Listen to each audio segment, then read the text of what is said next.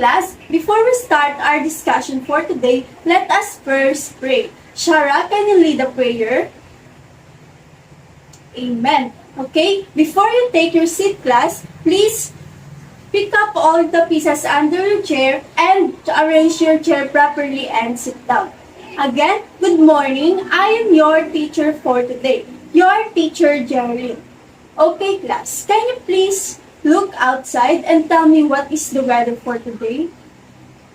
Very good, Philip. It's sunny day. Do we have an absentee, class?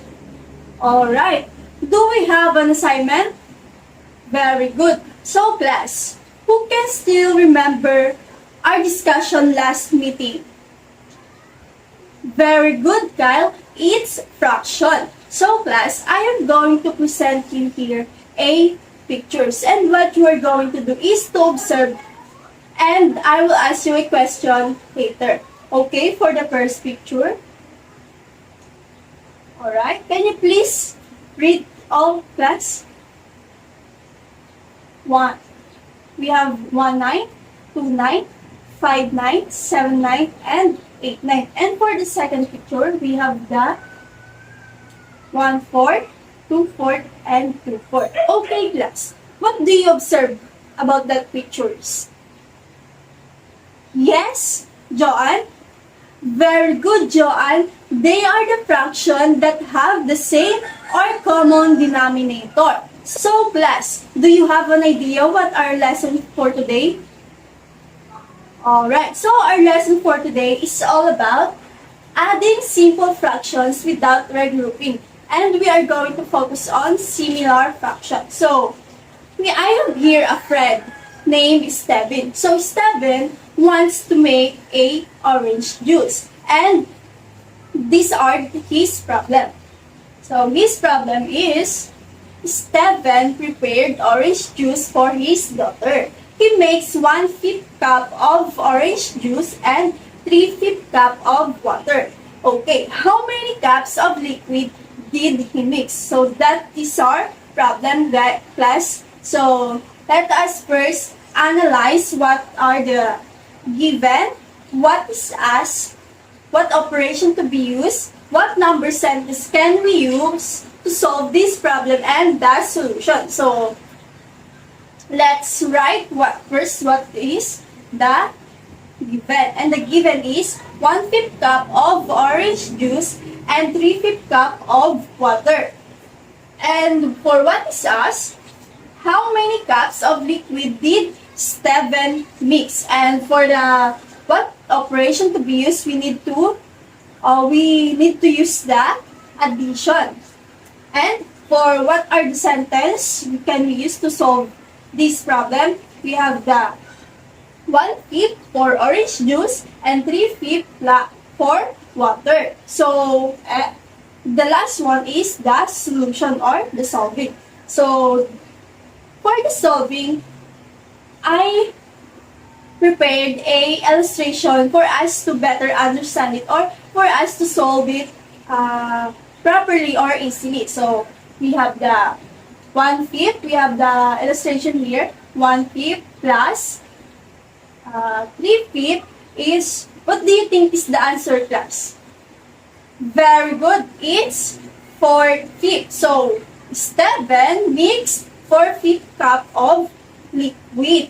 So, this is the combination of orange juice and the water. So, class, I have here a reminder that to add a similar fraction, we need to add the numerators, copy the same denominator or common denominator, and simplify your answer. Write the answer in the lowest term if possible. So, I have here a example. For example, number 1, we have here 2, 9 plus 1, 9 for step 1. And the second one is we need to add the numerator. We have the 2 plus 1 over 9. And the answer is 3, 9. So, we have to analyze or we have to identify what is the lowest term. And the lowest term is the 1/3. Okay, for the second example, we have here 8, 12 plus for 12. So that is for step 1. We need to always write the given first and add the numerator. We have the 8 plus 4 over 12, and the answer is 12 over 12 or 1.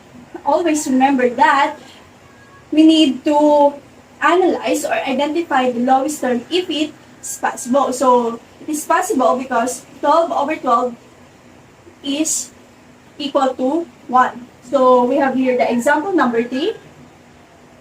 8 15 plus 9 15 for step 1. Step 2, 8 plus 9 for over 15. Okay, what do you think is the answer, class?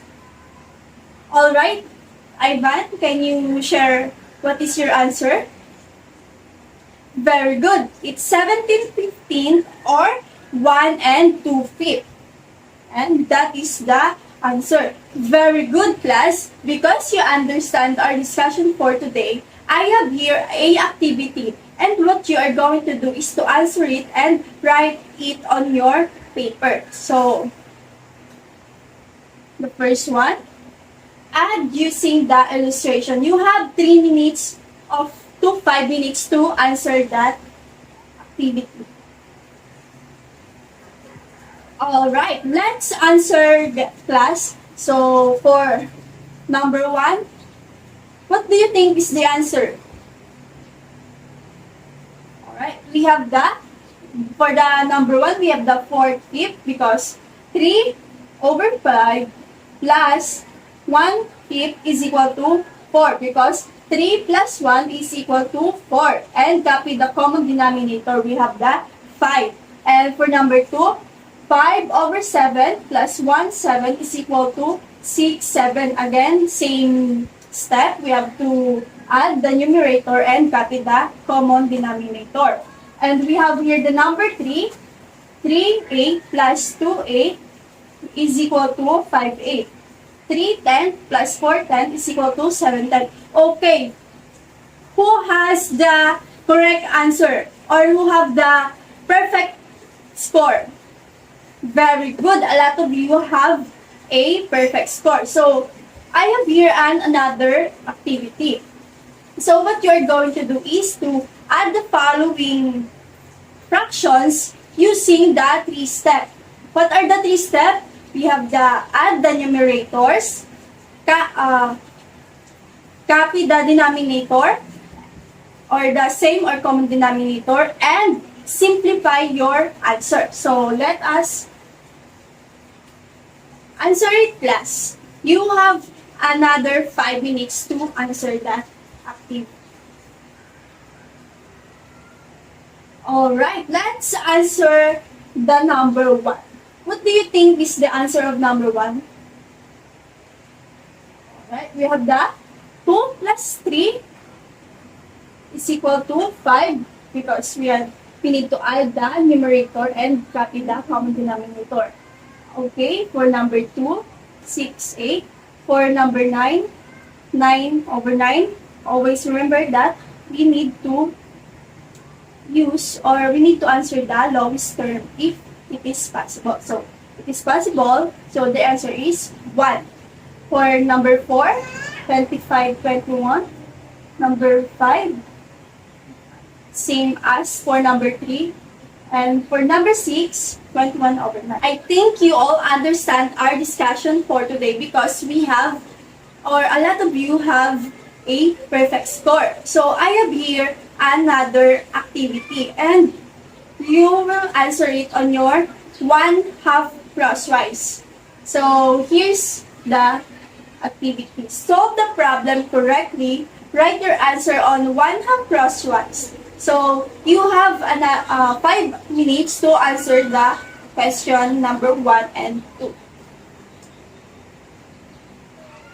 Alright, are you finished, class? Okay, pass it on your aisle and pass it forward. Alright, so, do you want another activity, class? Alright, so, I have here an activity. So, our activity is fill in the blank. So, as you listen kanina, you will answer this activity. Okay, you have 3 minutes because it is very simple class if you listen earlier. Alright, let's answer it all class. So, in adding similar fractions, first step is to add the, what we need to add class? Very good, it's the numerator. And the next is to copy the, what we need to copy? Common or same denominator. And lastly, we need to simplify our answer and write the lowest term if it is possible. Okay. Since you all understand it, and I know you can answer another activity, let us answer it. So, read and solve. Express your answer to simplest form or lowest term. If needed, write your answer on your sheet of paper. Okay? Plus, you have 3 minutes to answer the activity.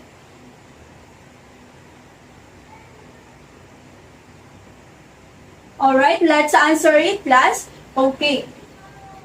For number 1, 1, 8 more than 4, 8 is, what is the equal? Alright, 5, 8. So, there is no simplest term or lowest term because it is in the lowest term. Okay, for number 2, what is the total of 1, 9, and 2, 9? Is 3, 9. What is the simplest form of 3, 9? Very good. It is 1/3. Okay, for number 3, 3, 7 plus 4, 7 equals to, in the simplest form, answer class, it is 1. Very good, class. Because 3 plus 4 is equal to 7 and the denominator is 7. So we need to answer the simplest form. Okay. For number 6, we have, number 4, we have the 6/10 when added to 7/10 is equal to 13. And there is no simplest form for that class. Okay. For number 5, what is the sum of 8/11 and 4/11? Very good, is 12/11. You all understand our discussion for today, class, because you answer our activity very, very well. Okay, class, before we end our discussion, let us first pray. Oh, alright. Philip, can you lead the prayer? Amen. Okay, goodbye, class.